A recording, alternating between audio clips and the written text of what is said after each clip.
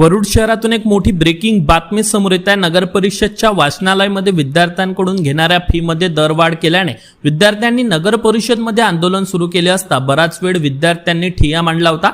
12वी सायन्स झालाय, एमबीबीएस ला ऍडमिशन पाहिजे, काळजी करू नका, एमबीबीएस ऍडमिशन वाला हेडा। गव्हर्नमेंट प्रायव्हेट कॉलेजमध्ये नो डोनेशनवर ऍडमिशन सुरू आहे। अधिक माहितीसाठी आजच संपर्क करा डीआर अनंता सर। दरम्यान नगराध्यक्ष, नगरसेवक व मुख्याधिकारी यापैकी कोणीच विद्यार्थ्यांसोबत चर्चा करायला आले नसल्याने एवढी हे आंदोलन चिघळले। मात्र अपक्ष नगरसेवक गोपी अळव यांनी विद्यार्थ्यांशी चर्चा करत मध्यस्थी करून उद्याला फी कमी करण्याच्या मुद्द्यावर नगराध्यक्षांसोबत चर्चा करण्याचं आश्वासन देत हे आंदोलन मागे घेण्याची विनंती केली असता गोपी अळव यांच्या मध्यस्थीने लोकेश पडोले यांच्यासह विद्यार्थ्यांनी हे आंदोलन मागे घेतले आहे। तर उद्या 4 वाजता नगराध्यक्ष व इतर नगरसेवक यांच्यासोबत या मुद्द्यावर चर्चा देखील होणार आहे। या आंदोलनाचा आम्ही आढावा घेतलाय, पाहूया।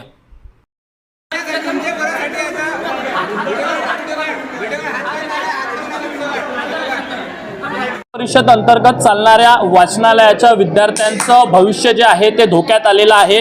कारण जे जवळपास 100 ते 200 विद्यार्थी आहेत ते आता रस्त्यावरती उतरले आहेत। आपल्या मागण्या पूर्ण करण्यासाठी सध्या नगर परिषद वरुड येथे त्यांनी ठिय्या मांडलेला आहे। नेमका त्यांचा मुद्दा काय आहे आणि त्यांची मागणी काय आहे हे आपण जाणून घेणार आहोत। ताई, काय मागणी आहे, कशासाठी या ठिकाणी बसल्यात? आमच्या लॅबमध्ये जे फी वाढवलेली आहे, 300 रुपये केलेली आहे, ते आधी 100 रुपये होते। ते आम्हाला 100 रुपये देणं सोपं वाटत होतं, म्हणजे आम्हाला काही वाटत नव्हतं। आता एकदम त्यांनी 300 रुपये केले तर ते आम्हाला भारी चाललं। आम्ही गरीब परिस्थितीतून येत आहोत, आम्ही इथं वरुडमध्ये पैसे खर्च करून आणि टिकटीने येतो, ते आम्हाला भारी जात आहे।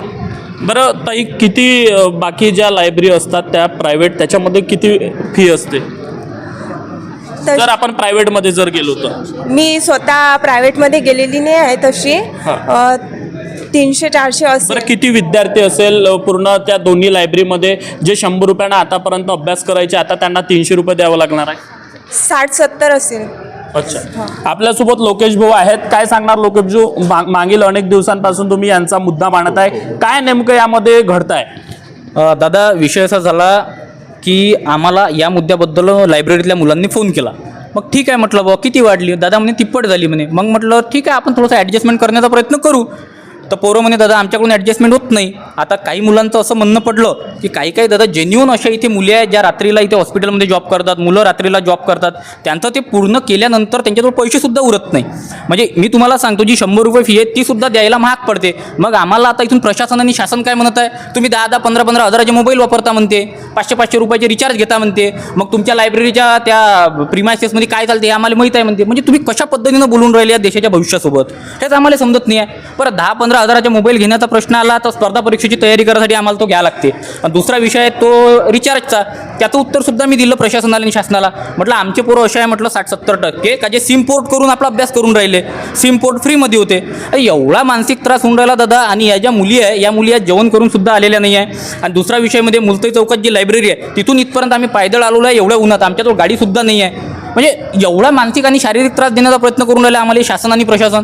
आम्ही म्हणते आता मला सांगा, विकासाच काय येईल? विकास फक्त आमच्या विद्यार्थीच्या फीमधूनच करायचा आहे काय? येईल ती शिक्षण कर येते, त्या पावतीमध्ये कर असतो शिक्षण कर। वरुड शहरातले सगळे लोक शिक्षण कर भरून राहिले, मग तो शिक्षण कर कुठं चालला?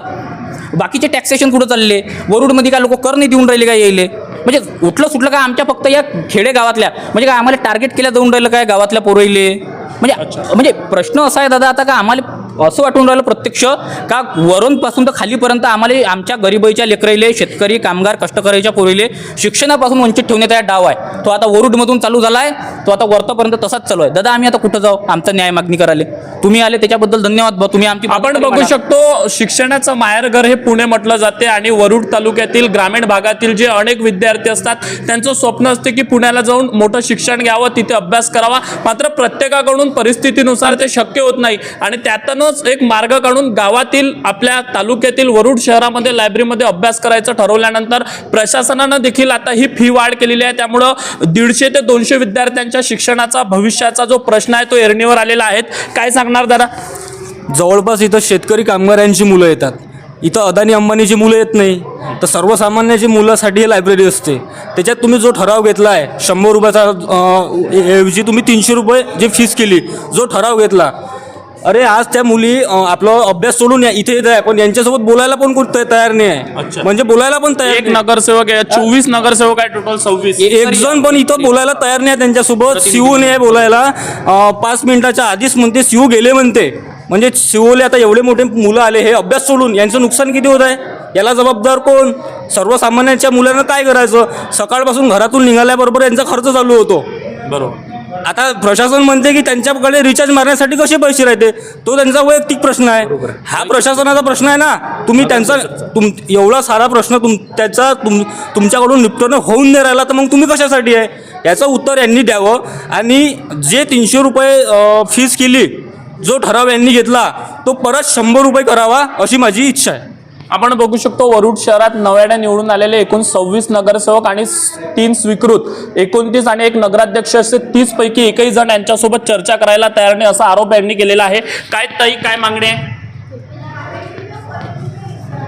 आमची फक्त एवढीच मागणी आहे की आमची जेवढी लायब्ररीची अगोदरची फी होती तेवढीच ठेवण्यात यावी. कारण की इथे प्रत्येक असे खूप काही विद्यार्थी आहे की ज्यांना पॅरेंट्स नाही आहे किंवा कोणाचे फक्त आईच्या भरोशावर घर चालते, तर तेच विद्यार्थी इथे येते जे 300 रुपये किंवा 400-500 रुपये अफोर्ड नाही करू शकत, तेच लेकरं इथे येत आहे. नाहीतर सर आम्ही प्रायव्हेटमध्ये गेलो असतो, चाणक्य असतो ना, पण आमची परिस्थिती नाही तेव्हाच येतो. आणि आमचा येण्या जाण्याचा खर्च खूप काही विद्यार्थी आहे का जे 18-20 किलोमीटर लांबून येते आणि ते अभ्यास करते. पण त्यांनी जर फीस वाढवली तर काय होणार आहे, गरिबाचे लेकरं 2-3 महिने येणार हार्ड. मी स्वतः सांगते, माझ्याकडून नाही देणं होत, मी 2-3 महिने येणार. मग काय आता काही येत नाही आहे, म्हणजे कोणती कोणती एक्झाम निघत नाही आहे, तर काय घरीच अभ्यास करायचा. मग असा अभ्यास सोडून देते ना. मग काय श्रीमंताचेच लेकरं शिकणार ना, फक्त गरिबाचे लेकरं तर गरीबच राहणार आहे ना. मग सरांनी या सगळ्या गोष्टीचा विचार करून आम्हाला जेवढं अफोर्ड होईल तेवढी त्यांनी फी ठेवण्यात यावी. आणि आम्ही 2-3 वेळा येऊन इथे परत गेलो आहे आणि आमदारांच्या घरी पण गेलो होतो. ते म्हणे, त्यांना सांगितलं होतं की सोमवारी आम्ही येणार, तर आम्हाला 5-10 मिनिटाचा वेळ द्या. तरी आम्ही ते सोमवारी आलो, तरी पण त्यांनी आम्हाला 5 मिनिटाचा सुद्धा वेळ नाही दिला आणि म्हणते की उद्या या. आम्ही नेहमी इथे येणारच आहे काय, आम्हाला अभ्यास नाही आहे काय, कामं नाही आहे काय. आपण बघू शकतो ज्या विद्यार्थ्यांना परीक्षेसाठी मोठी स्पर्धा करावी लागते, या स्पर्धेच्या युगामध्ये मोठं कॉम्पिटिशन आहे. मात्र आता तो अभ्यास सोडून विद्यार्थ्यांना आपल्या मागण्या पूर्ण करण्यासाठी या ठिकाणी आंदोलन करावं लागत आहे. आणि त्यातही या मोर्शी मतदारसंघाचे आमदार असो, शहराचे नगराध्यक्ष असो, इतर नगरसेवक असो, यांच्यासोबत चर्चा करायला तयार नाही. ही दुर्दैवी बाब आहे. दादा, काय सांगणार? आज जर आपली मागणी पूर्ण झाली नाही, कोणी चर्चा करायला आलं नाही, तर पुढचं पाऊल आपलं काय असेल? कारण 2 ते 3 दिवस आता तुम्ही चक्रा मारून झालेला आहे. विद्यार्थी किती दिवस आणखी त्यांचा अभ्यास सोडणार आहे? दादा, आता आजचा तर आम्ही ठरवलं आहे का जेव्हापर्यंत आम्हाला इथं कमीत कमी एखादा नगरसेवक जो नगर परिषदचा प्रतिनिधी म्हणून आमच्यासोबत बोलत नाही, किंवा सीओ साहेब, शेगाट काही जास्त दूर नाही, जास्तीत जास्त 10 किलोमीटर असन, 10 मिनिटात येऊ शकते साहेब इथं. आम्हाला 5 मिनिट पाहिजे, आमच्यासोबत चर्चा करा म्हणा, आमचे मुद्दे सॉल्व्ह करून द्या, बस झालं. दादा मला सांगा, मग आम्ही आता करावं काय? आता मला सुद्धा नाही सुचत आहे की आम्ही काय करावं. किती दिवसा पोरीला घेऊन आम्ही रस्त्यावर फिरू? उद्या चालून यायचे आई बाबा बी म्हणून काय तुम्ही काय म्हणा आंदोलन करायला चालले काय का अभ्यास करायला चालले म्हणून. घरून पण प्रेशर आहे, हे पण प्रेशर देऊन राहिले. आणि मला तर आता असं वाटून राहिलं का नगर परिषद स्वतःहून टाळाटाळ करत आहे. कारण एक दिवस या पोराईवर घरचं प्रेशर येईन का तुम्ही तिथं रस्त्यानं फिरता, तुम्ही इन्कलाब जिंदाबाद म्हणता, तुम्ही मग काय नेते बनायला चालले काय, तुम्ही आंदोलन करायला चालले काय. मग प्रेशर आलं का अर्ध्या मुली सोडून देईन, अर्धे मुलं सुद्धा आपले चुपचाप आपले 300 रुपये कामाला देईन, एखाद्या ठिकाणी देऊन देईन, विषय मोकळा करण, म्हणजे नगर परिषद झाली शांत. मग दादा, लोकप्रतिनिधी निवडून दिले आहे, साधा प्रश्न आहे, एखाद्यानं यावं असं तुम्हाला वाटत नाही?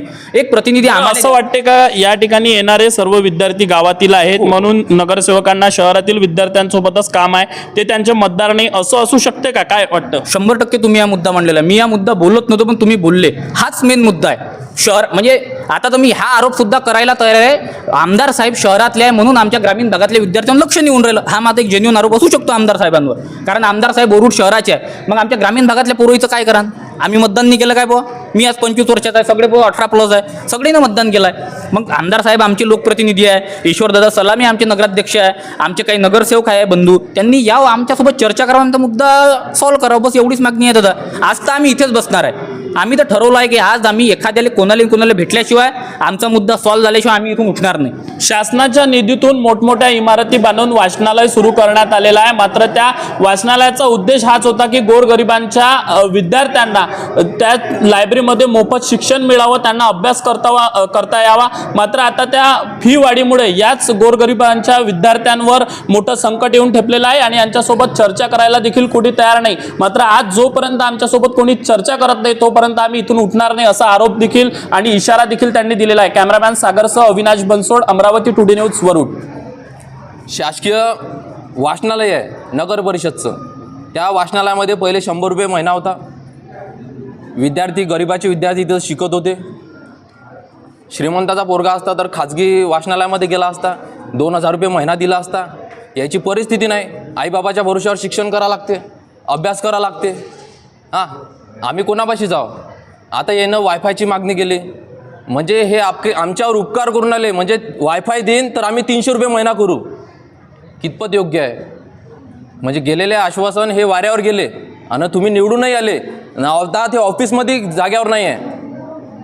आज त्यानं इथं बोलावलं होतं, सगळे विद्यार्थी वेळेतला वेळ काढून इथं आले आणि ते महाशय जाग्यावर नाही आहे. हम किसके भरोसे बैठे अभी? जोपर्यंत ते इथं येणार नाही तोपर्यंत इथून उठणार नाही आम्ही, लक्षात ठेवा. आणि हे नगर परिषद आज बंद होणार नाही. विद्यार्थ्याची काय ताकद असते ते तुम्ही पाहिलंच आहे. सळसळतं रक्त इथं उतरलं पाहिजे. ही लढाई आता याच ठिकाणी लढलो पाहिजे आपण. अरे तुम्ही सगळ्या गोष्टी शिक्षणावरच आणता. अरे ज्या शिक्षणाच्या भरोश्यावर अधिकारी बनतात, मोठमोठ्या पदावर जातात, BA MBA डॉक्टर इंजिनियर बनतात, त्या शिक्षणावरच सगळं तुमचं येते. प्रश्न आहे, नगर परिषदची अभ्यासिका हे सामान्य म्हणजे गरिबांच्या लेकरासाठी आहे की नफा कमावासाठी? माझे नाव हितेश्वर सिंग सतवन सिंग अंद्रेल. मी राहतो गोवाठोडा, तालुका वरुड, जिल्हा अमरावती. मी ह्या लॅबमध्ये म्हणजे या कारणाने आलो की ह्या लॅबची फी कमी होती म्हणून. बाकीच्या लॅबमध्ये गेलो मी, जसं प्रायव्हेटला चाणक्य आहे, वानखेडे सरची आहे, तिकडे 500 600 700 रुपये लॅबची फीज आहे. माझं तेवढं अफोर्ड नाही म्हणून आम्ही ह्या लॅबमध्ये आलो ना. आमच्या लॅबमधली जेवढी 70 ते 80% जे आहे बाहेरगावातले आहे, जे अपडाऊन करते, ती 15 किलोमीटर 20 किलोमीटर असे राहते, ते इथं येऊन करते, कारण त्या लॅबमध्ये जाते, कारण त्या लॅबची फीस कमी होती म्हणून. आणि हे शासनाने एकदमच यांचं म्हणजे जे आवेदन होतं ते डायरेक्ट 300वर करून दिलं 100च्या, आणि ते बी 2 दिवसाच्या आड. आम्हाला आम्ही 1 हप्ता झालो त्यांच्या मागं घुमून नाही आलो. आम्ही तीनदा इथं आलो नगर परिषदमध्ये, तिन्ही आम्हाला ते भेटले नाही आहे. कधी आले तर आम्ही 15 मिनिट बाहेर गेलो आणि ते आमच्या कामाशी. आमदार साहेबापाशी गेलो मी, आमदार साहेबही म्हणते इकडे होते म्हणते. इकडे आलो, इकडले आमचे CO साहेब गायब राहते, इथून नगराध्यक्ष गायब राहते, कोणीच राहते. तर आम्ही 10 वेळा तेच काम करू. आम्ही आमच्या स्टडीकडे लक्ष देऊ का यांच्याकडे लक्ष देऊ? नमस्कार, तुम्ही पाहतात अमरावती टुडे न्यूज. अशाच प्रत्येक अपडेटसाठी चॅनलला आता सबस्क्राईब करा.